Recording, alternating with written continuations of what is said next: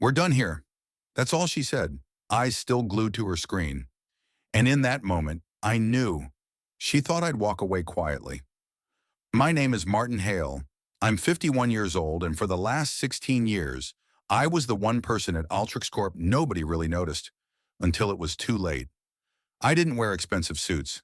I didn't play golf with the board. I didn't post inspirational quotes on LinkedIn about embracing change. What I did was make sure this multi-million dollar company didn't collapse under its own lies. I was the quiet one, the guy who caught accounting gaps before audits, the guy who flagged risky vendor patterns before they became headlines, the guy who kept things clean while everyone else made them dirty, and I never asked for credit. People used to walk past my office like I was part of the furniture. Same thermos, same tie, same seat by the window every morning at 7:05. I wasn't flashy, but I was consistent, reliable, solid, until someone decided that made me disposable. They called it optimization, said they were streamlining compliance and bringing in a more agile structure. I wasn't surprised. I'd been watching it unfold for over a year.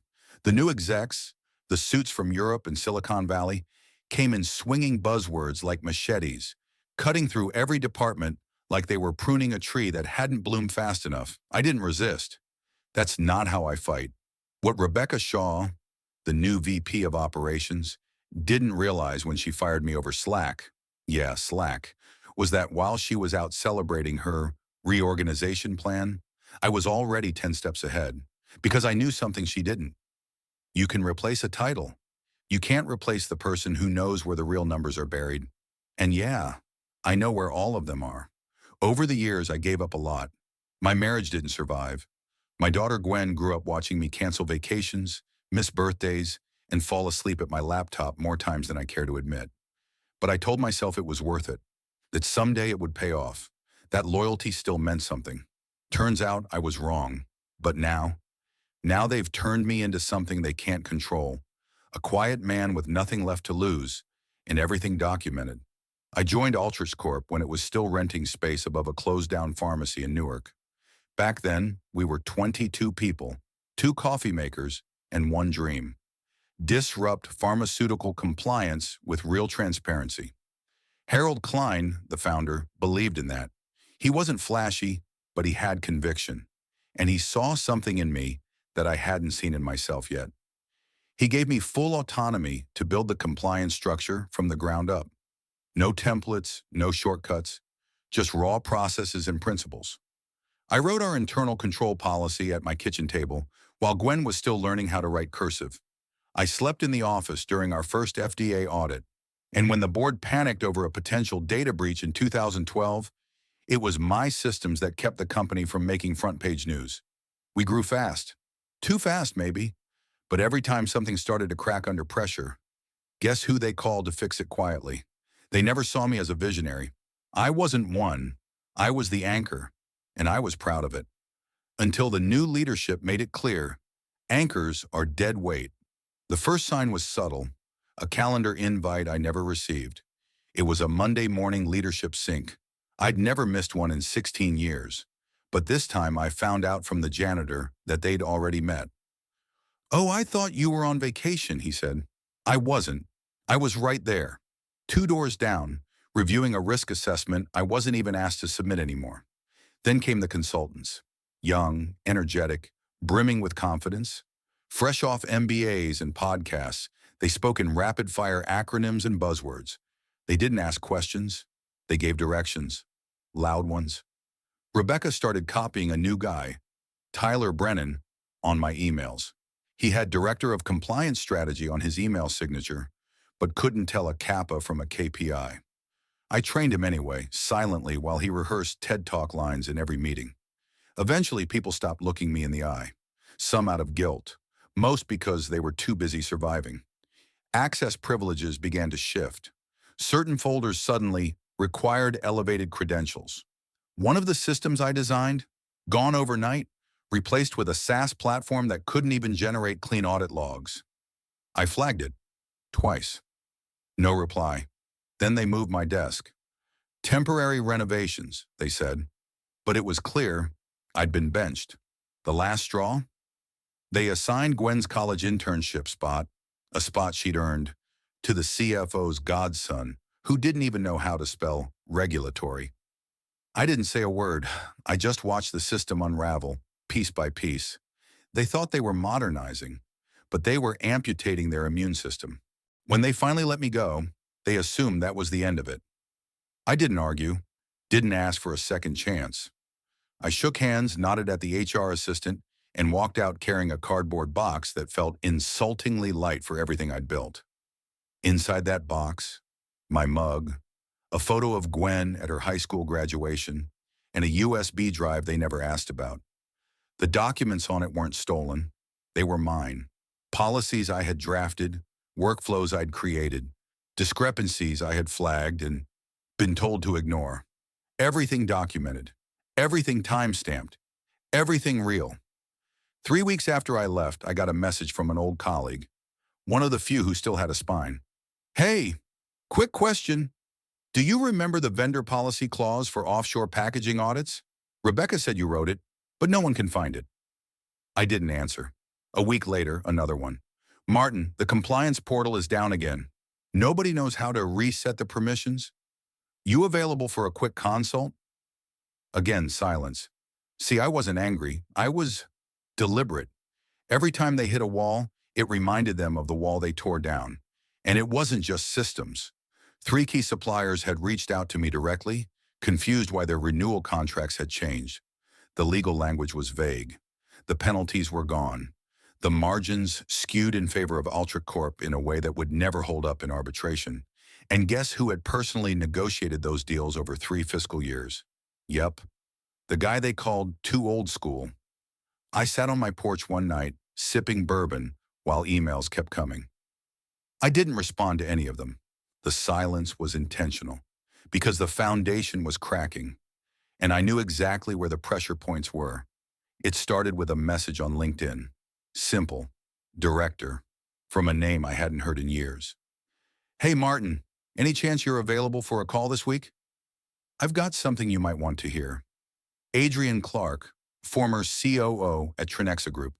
Trenexa, a competitor, one we'd quietly feared for years, not because of size, but because they played smart, strategic, ethical. They never needed to lie to win clients. We spoke for 47 minutes that Friday afternoon. By the end of it, I wasn't just being offered a position, I was being offered a mission. "Here's the truth, Martin," Adrian said. "We've been watching Alteryx Corp implode from the outside. Everyone sees the press releases, but we see the vendor exits, the compliance gaps, the cracks behind the glass, and we know exactly who used to hold that structure together." He didn't need to oversell it.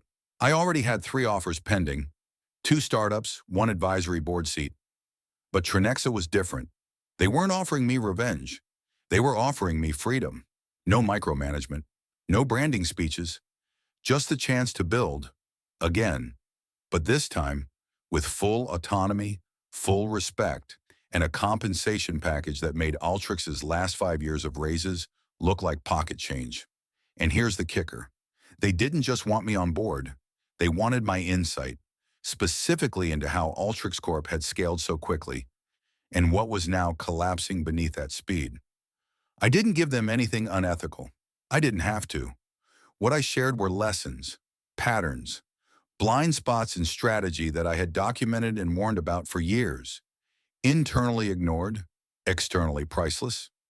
Meanwhile, Alteryx kept calling. Not just HR now, legal. One email came flagged as urgent potential breach.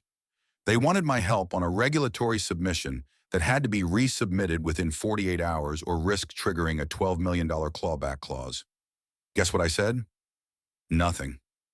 I let the silence say everything, because when they fired me, they thought I'd vanish. What they didn't know was that I'd been planning my exit, not just from the company, but from their entire game, for the last 11 months. By the following quarter, Trenexa's market positioning had shifted. Their new compliance structure, rock solid, their vendor network, growing, their board, thrilled. And Alteryx, they were about to find out what happens when you remove the one man who held your lies together and give him a microphone on the other side. At first it was whispers, a missed deadline here, a delayed response there, A vendor who didn't renew, quietly, no fuss, just walked away. Then came the headlines. Alteryx Corp faces internal audit after compliance discrepancies trigger investor concerns. Key suppliers cut ties amid transparency issues at Alteryx. FDA reopens inspection on previously cleared documentation. They tried to keep it internal, tried to spin it, but there are some things no PR team can clean up, especially when the rot isn't on the surface. It's in the system. And the system, I built it. Not alone, of course. I had help. Good people. Honest ones. But when they let me go, they didn't just lose knowledge. They lost memory, structure, integrity, and trust. Within weeks, 3 senior managers resigned. Then a whistleblower emerged. Not me. Another ghost they ignored. Turns out someone else had started keeping notes too. And that's when it got loud. Emails surfaced. Internal approvals that violated protocol. Vendor agreements signed without legal review. Duplicate invoices tied to shell accounts. Things I had flagged and been told to let go. Suddenly they wanted me back. Not in a full role. Just temporarily.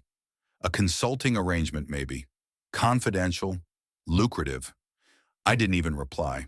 Instead, I forwarded the message to my attorney, just to have it on record. Then came the legal threats. Thinly veiled letters from their counsel implying I had retained intellectual property improperly. Except I hadn't. I didn't need to, because the real damage wasn't in what I took. It was in what they lost when they cut me loose. They tried to clean up the mess with urgency and interns. They brought in consultants to reverse engineer systems they never understood. But you can't reverse engineer experience or loyalty. The stock dipped 11%, then 17%. By the next quarter, they were bleeding contracts and credibility. And me? I was sipping coffee, watching it all from my new office at Trinexa, a place where people knew my name and listened when I spoke. I always knew something didn't add up. The timing, the silence, the way Rebecca looked away during my exit meeting, like she couldn't quite face what she was doing. People don't avoid eye contact unless they know they're doing something wrong. But it wasn't until I got the forwarded email chain from a former colleague, anonymously, no subject line, that the entire picture clicked. It was dated 2 months before my termination, from Rebecca Shaw to Eric Dalton, CEO plus legal.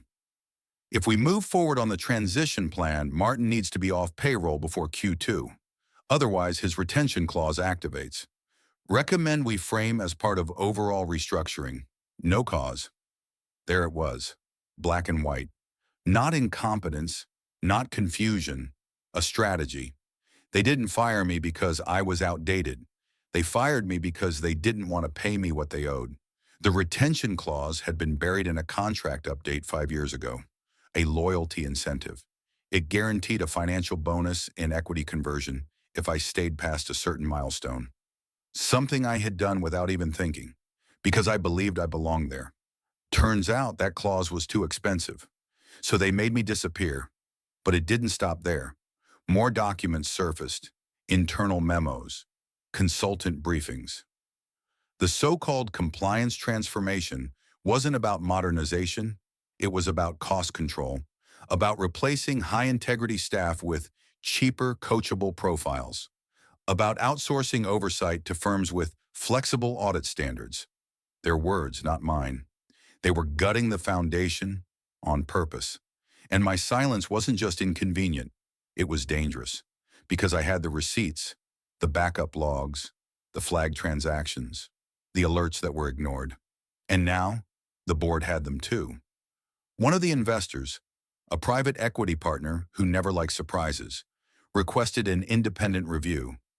That review uncovered everything I had kept locked for years: misuse of funds, negligent leadership, risk exposure in multiple regions, and a systematic effort to remove anyone who stood in the way, including me. And now the same Rebecca who once dismissed me with a Slack message was being asked to step down during an emergency session. Eric Dalton resigned for personal reasons days later. But I wasn't celebrating. I wasn't even angry anymore. I was validated, not in court, not in headlines, but in the one place that mattered, behind closed doors, where the powerful finally had to face the truth. and realized the quiet guy they underestimated had been holding everything together. I didn't want revenge. Not really. What I wanted was proof that everything I stood for still mattered somewhere. At Trenexa, I found it. They didn't need flash. They needed structure, not quick wins, sustainable systems. And more than anything, they needed someone who knew how to build trust that lasted. I didn't give them a show. I gave them results. The first quarter, we rebuilt the vendor evaluation process from scratch. No shortcuts. We restructured internal review to include voices from every level. We brought back a forgotten word in corporate vocabulary, accountability, and people responded. You could feel it in the way new hires asked questions, in the way junior analysts brought up ethical concerns without fear, in the way our clients stopped asking for contracts and started asking for me. I didn't just lead a team. I mentored them. I sat side by side with interns during system testing. I answered every question like it was the most important one. I told them what I wish someone had told me back then. You don't need a title to be the backbone of something. Gwen visited the office one Friday. She walked through the glass doors, eyes wide, taking it all in. Is this what it looks like when people respect you? She asked. I smiled. This is what it looks like when you respect yourself first. We didn't cut corners. We didn't chase headlines. And yet, 6 months in, we landed a compliance award that Alteryx had once dominated for years. The irony? They hadn't even qualified this time. Executives from other companies began to reach out, quietly, respectfully, asking for frameworks, asking for guidance, asking if we'd be open to collaboration. We weren't trying to dominate the market. We were trying to fix it. And in doing so, we did something I never thought possible. We built a system that didn't depend on one man, not even me. It came in the form of a meeting request, private, discreet, from someone I didn't expect to hear from again. Paul Redman, senior partner at Lanefield Holdings, one of the groups that once backed Alteryx Corp. The subject line? Proposal regarding strategic integration. I almost deleted it, but curiosity won. We met at a quiet conference room overlooking the river. Paul was polite. He didn't mention the past. He didn't need to. The offer was clear. We want you to lead the merger of our portfolio compliance divisions. You'd have full autonomy, budget, team, direction, everything.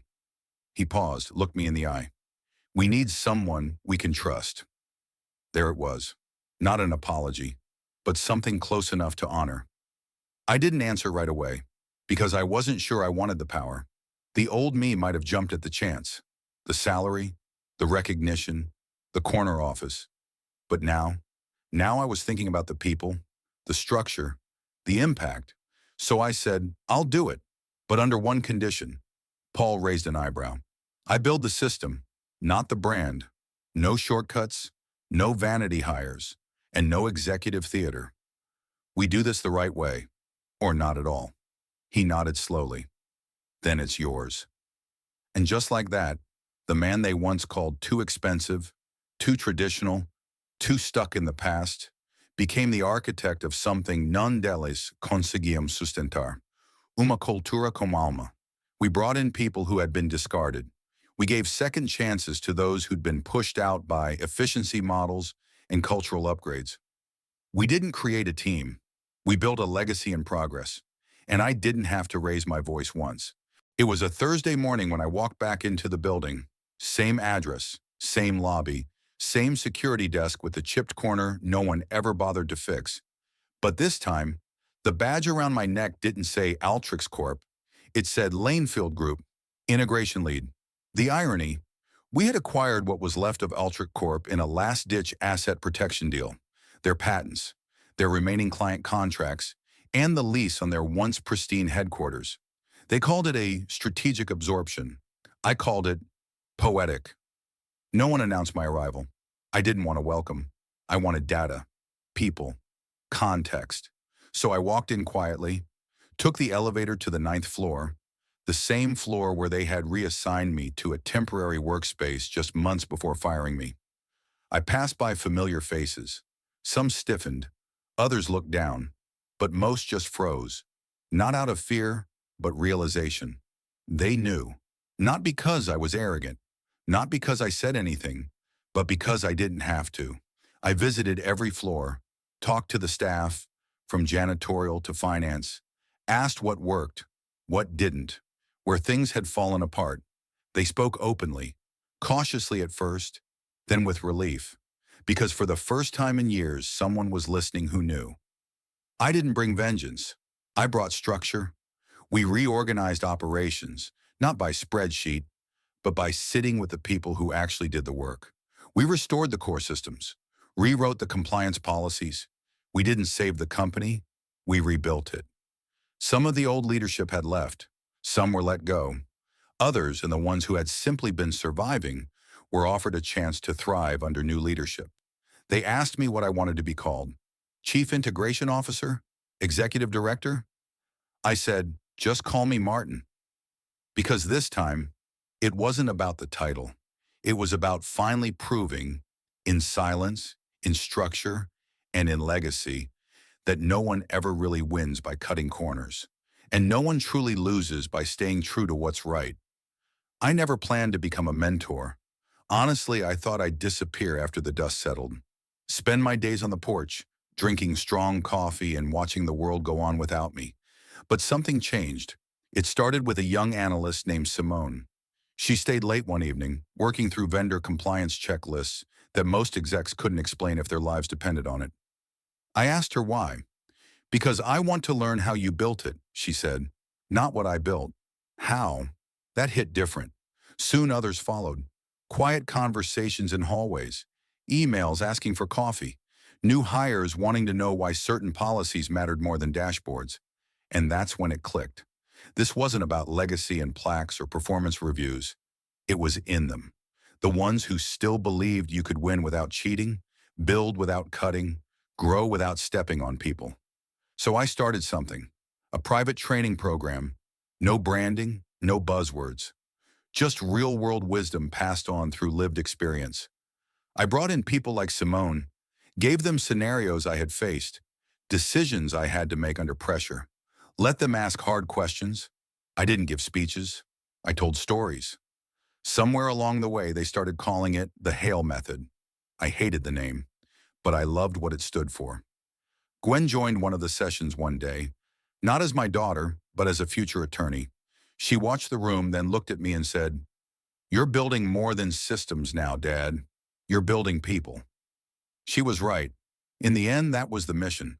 Not just to expose corruption, not just to rebuild a company, but to plant something real, durable, honest, and maybe, just maybe, make sure no one like me ever has to walk out with a cardboard box again. They thought silence meant weakness. They thought integrity was outdated. But time has a way of proving things, especially the things no one paid attention to.